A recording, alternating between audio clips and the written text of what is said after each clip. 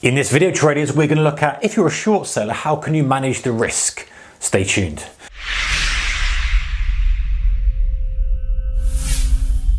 Hey guys, a warm welcome to you. All right, so being a short seller, if you are on a longer term thesis, can be pretty hazardous. We'll look at that in a second, but I just want to distinguish first between being a short seller on a smaller time frame versus what I'm going to discuss here, which is a longer term thesis. So short time frame, intraday, multiple days, multiple weeks, maybe even multiple months, depending, sort of pushing into the limits a bit there, but let's keep it multiple days up to a couple of weeks. It's exactly the same risk going short as it is going long in terms of you're looking for a technical place generally to cap your risk. You're using technicals to probably get into the trade. Fundamentals aren't going to play a part in the trade on that small time frame. Yes, there are exceptions, of course, earnings come out, etc, etc, etc, but if we're talking about shorting something from a small short-term perspective, from my opinion, the risk is equal on the long side as it is the short side.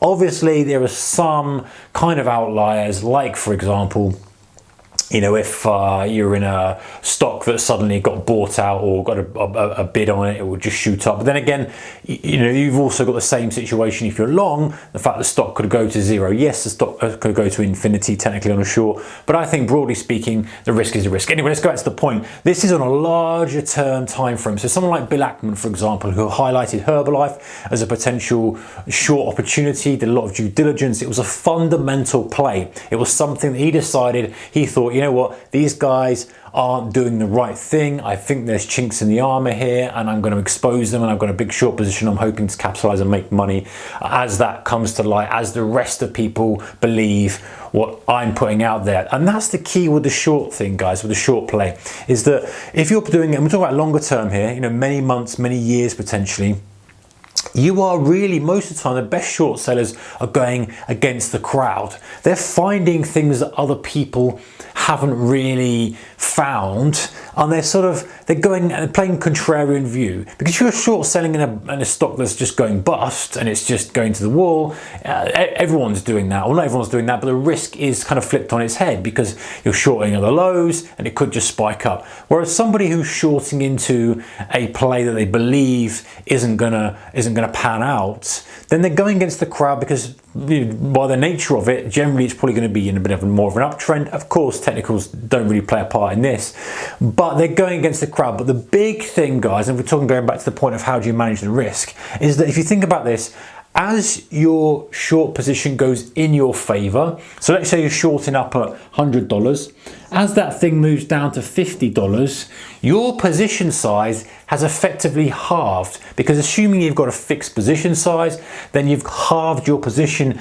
and what happened is your risk is decreasing from a kind of pure mathematical perspective. Let's put to one side the risk of it spiking up on some kind of news. Let's put the mathematical perspective here and say, hey, your risk is decreasing because actually you've got half the position size. And as it goes lower and lower, you've still got that relative notional value of the position size is decreasing. So look at the flip side of this.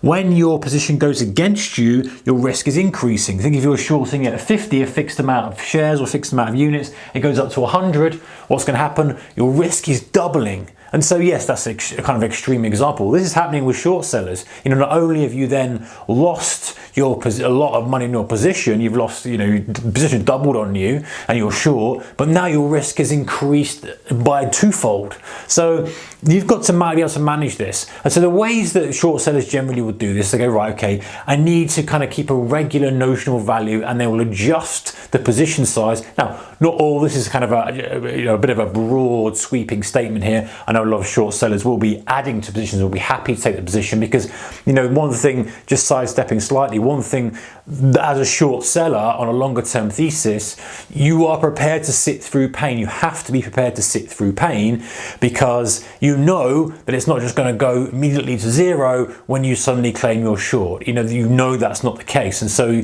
you kind of stress test and go, well, can I sit through this? Can I sit through this? It may take X amount of months for this to come out in the wash and for everyone to start to see it. Maybe it's to come through and start showing in the earnings, start showing in the actual fundamentals that are coming out onto the street, all this kind of stuff. And so they're prepared to sit through pain. But if you think about trying to keep things a neutral risk, what short sellers may do is they may start to ease off the position as it goes against them, so they're keeping the notional value pretty similar, and then as the position is going their way, they might end up becoming more aggressive in hitting it. Now, one thing that I know short sellers do from perspective, okay, they've identified a stock they believe is seriously overvalued for whatever reason.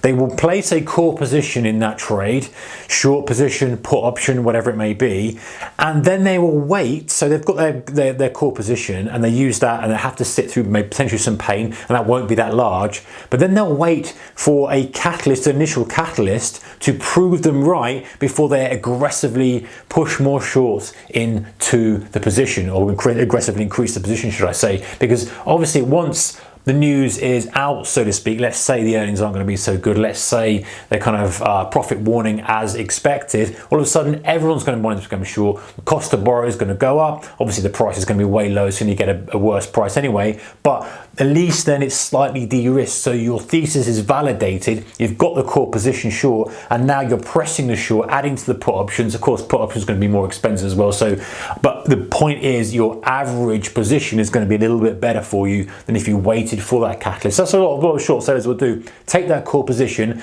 relatively small, so they can ride the weather out, the storm, and sit through kind of 6 months of upside, downside, chopping about, waiting for what they want. And then when they see that catalyst, then when they see the opportunity to strike, they turn the screw knowing they've got the cushion of that initial short, and then really start to drive it as it pushes into lows. But then remembering, of course, guys, the lower and lower it gets, the less and less amount of money you're making. If it goes down to 10, let's say, for example, and you're short from 100, and then it suddenly halves in a day, it's not that great because your position was from 100. And that's why a lot of short sellers will start to cover when it gets really low. You know, they won't kind of try to grind it right down into the ground, because unless they're increasing the position size accordingly, and then they risk potentially, because if you increase the position size at 10, it could double to 20 quite easily. I've done a video on that, guys, where we're seeing like shorts that are really bad, companies are in really bad condition, doubling, trebling before they die again. You always, quite often you get that kind of real aggressive bounce, oh, we're recovering, everything's going to be fine, and then it gets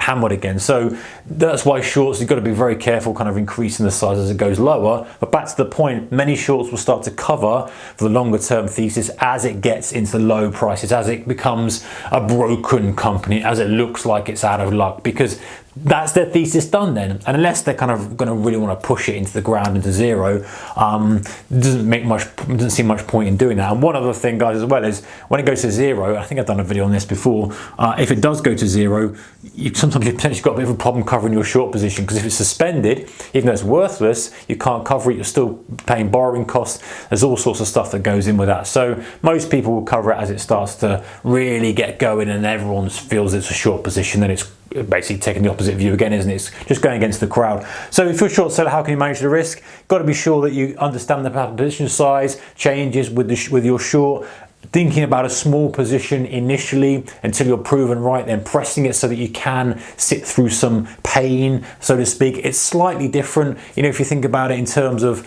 than a long, because yes, you can, you know, sit through some really serious pain before you're proved right. So you've got to kind of stress test the position in your mind before you put it on. And that may mean going, hey, well, I need to put a little small position on, because ultimately I could be really early on this and this thing's ripping and ripping and ripping, but if I've got a core, then I can plan to add to it as maybe the fundamentals, the profit warnings, the earnings start to prove me correct. Or if I get more data as well that proves my thesis correct.